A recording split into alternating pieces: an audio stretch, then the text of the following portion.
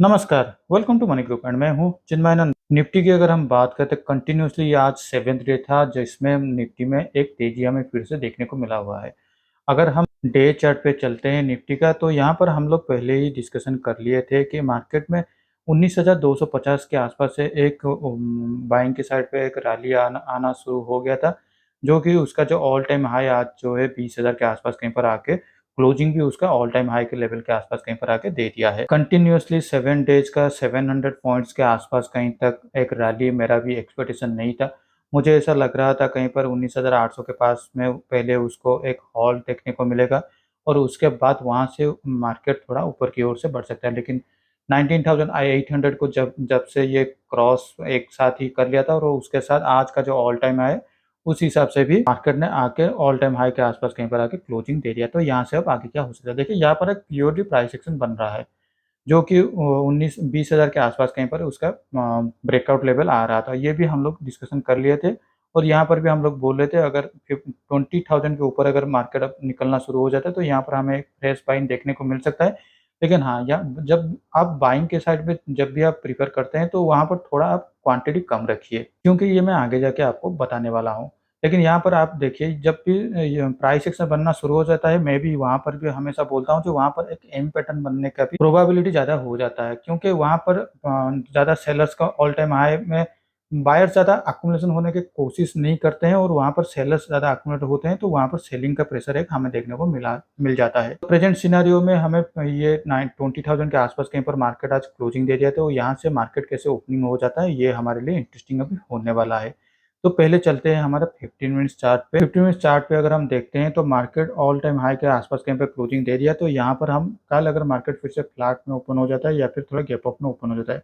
Gap up का opening मतलब 20,50 के आसपास से लेके 19,050 19,950 ये 100 पॉइंट के अंदर अगर कल मार्केट अगर कहीं पर भी ओपन हो जाता है, तो हमें ऐसा लगता है हमें यहाँ पर फिर से एक बाइंग का प्रेशर देखने को मिल सकता है। लेकिन अगर मार्केट करीब 19,950 के आसपास कहीं पर अगर ओपन हो जाता है, तो ये जो आज का जो ब्रेकआउट लेवल है करीब आ जाता है 19,930-40। इस लेवल के आसपास से मार्केट एक पहले एक पुल बैक देखने को मिल सकता है और यहाँ पर फिर से बायर्स का एक्युमुलेशन होते ही यहाँ पर एक यू टर्न यू शेप में मार्केट एक रिकवरी दे सकता है। या फिर मार्केट अगर 20,050 के आसपास कहीं पर भी अगर बड़ा गैप अप में ओपनिंग हो जाता है, तो यहाँ पर भी आइदर आप 15 मिनट्स का ब्रेकआउट में आप ट्रेड कर सकते हैं या फिर इंतज़ार कीजिए। कहीं पर भी अगर प्राइस एक्शन दिखाई देता है या फिर ये जब से पुल बैक होकर अपना जो आज का जो क्लोजिंग प्राइस है 20,000 इस लेवल के आसपास आता है, तो यहाँ पर हमें फिर से एक यूसुफ देखने को मिल सकता है। आइदर 20,000 के लेवल पे हमें यूसुफ पे रिकवरी देखने को मिल सकता है या फिर 19,920-30 इस लेवल के आसपास पे भी हमें यूसुफ पे देखने को मिल सकता है। मान लीजिए अगर मार्केट में एक बड़ा गैप डाउन पे ओपनिंग हो जाता है करीब 19,920 910 यहाँ पर कहीं पर भी ओपन हो जाता है, तो पहले हम लोग को इंतज़ार करना होगा, क्योंकि ये जो हम लोग का जो गैप पेंडिंग हुआ है फ्राइडे का क्लोजिंग के साथ आज का जो ओपनिंग का करीब 19,820 830 यहाँ पर जो क्लोजिंग का प्राइस है फ्राइडे दिन का, यहाँ तक मार्केट एक स्लाइड हो सकता है और उसके बाद हम लोग को देखना होगा मार्केट में डे चार्ट के हिसाब से ये एम पैटर्न बन रहा है या फिर यहाँ पर बस एक थोड़ा सा पुल बैक है और यहाँ पे हमें फिर से एक अपसाइड की तरफ मूवमेंट देखने को मिल जाता है। तो ये डिपेंड करता है कल का मार्केट कैसे क्लोजिंग भी देता है, लेकिन उसके लिए इंतजार करना होगा। अगर मार्केट गैप डाउन पे ओपन हो जाता है तो पहले हम लोग को टारगेट के लिए 19,820 से लेकर 19,850 तक पहला हम लोग को टारगेट देखने को मिल सकता है। जैसे कि ऊपर की ओर अब मार्केट के पास कोई भी रेजिस्टेंस नहीं है, तो जब भी ये मार्केट ऊपर की ओर से हम लोग को बढ़ता है तो हम लोग हमारा जो अगर प्रॉफिट हो रहा है तो ट्रेलिंग स्टॉप लॉस हम लोग बनाते जाएँगे, क्योंकि अब ऊपर के लेवल की ओर से कोई भी हमारा रेजिस्टेंस नहीं है। तो चलिए देख लेते हैं अभी बैंक निफ्टी की ओर। बैंक निफ्टी भी सिमिलरली हमने जैसे बात की थी कल का फ्राइडे का जो हाई पॉइंट था ना 48,400 के आसपास से, यहाँ पर मुझे ऐसा लग रहा था यहाँ पर एक उसको रेजिस्टेंस देखने को मिल सकता है, तो यहाँ पर स्लाइटली हमें एक सेलिंग भी देखने को मिल सकता है।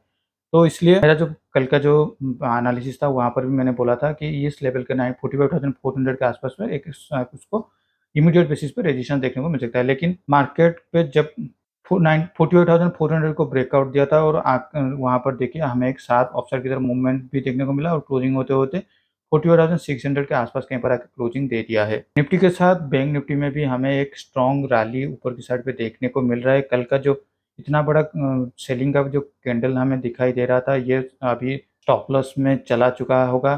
तो यहाँ पर उस लेवल के आसपास ही एक हमें साइडवेज मार्केट दिखाई दिया, लेकिन वहाँ पर इतना बड़ा रैली सेकेंड हाफ में 2 बजे के बाद से हमें देखने को मिला। तो यहाँ पर भी अगर हम डे चार्ट के हिसाब से भी चलते हैं, तो यहाँ पर भी देखिए हमें अभी नेक्स्ट टू हमें सपोर्ट और रेजिस्टेंस देखने को अगर मिल सकता है, तो करीब यहाँ पर 48,800 के आसपास पे हमें एक रेजिस्टेंस देखने को मिल सकता है, और उसके बाद 46,000 का एक राउंड लेवल, और उसके बाद 46,200 300 इसके बाद दूसरा रेजिस्टेंस हमें देखने को मिल सकता है। तो यहाँ पर भी देखिए बैंक निफ्टी में भी हमें 44,000 से लेके एक स्ट्रॉन्ग रैली ऊपर की ओर से देखने को मिल चुका है। तो यहाँ पर 15 मिनट्स में चले जाते हैं, वहाँ पर हमें ज़्यादा अच्छा तरीके से पता चल सकता है। अगर मार्केट में अगर फ्लैट में ओपन होता है या फिर गैप अप में ओपनिंग हो जाता है 45,600 30-40 से लेके 690 70 700 तक अगर भी कहीं पर भी अगर ओपनिंग हो जाता है, तो यहाँ पर हमें फिर से एक बाइंग साइड के ऊपर की तरफ देख सकते हैं। पहला टारगेट होगा 45,800 और उसके बाद होगा 46,000। लेकिन अगर मान लीजिए कल मार्केट में फिर से 1500 के नीचे अगर ओपनिंग हो जाता है, तो पहले हम लोग को इंतजार करना होगा 45,400 को ये किस तरह से रिस्पेक्ट दे रहा है। क्योंकि आज जब 44,500 उसके लिए रेजिस्टेंस था, तो ये उसके लिए अब सपोर्ट बनने वाला है। अगर इसको भी ये तोड़ देता है, तो यहाँ पर जो गैप है, ये गैप को पहले फिल अप करने के लिए मार्केट नीचे आएगा, और ये करीब आ जाएगा 45,200 से लेके 48,100 के अंदर कहीं पर आने वाला है।